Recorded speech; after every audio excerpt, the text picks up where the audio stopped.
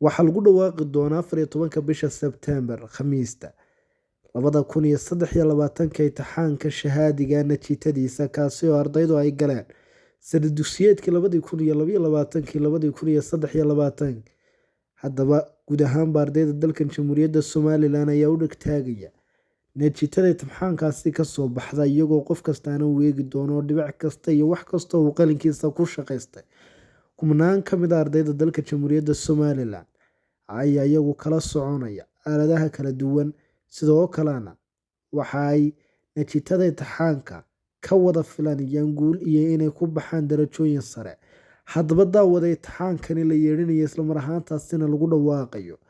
14 bisha Sebtembar sanadka 2023 ayaa waxa uu leeyahay dhacdooyin khaas waxaana ka mid ah in markii ugu horeysay natiijada imtixaanka qaranka dalka Jamhuuriyadda Somaliland lagaga dhawaaqi doono meel ka baxsan caasimadda Somaliland ee Hargeysa taasi oo lagaga dhawaaqayo degmada Sheekh ee gobolka Saaxil ka tirsan sidoo kalena sanad dugsiyeedkii 2022-2023 ayaa waxaa ka maqan gobolka Sool ardaydaasi oo aan u fadhiisan imtixaankaasi sida ay sheegtay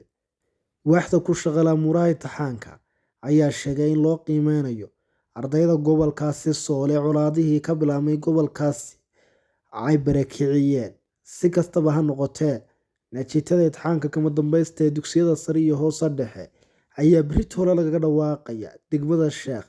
ee gobolka Saaxil. daawade waa kuma ardaygaad u rajaynaysa guul noogu reeb qaybta hoose waad mahadsantihiin.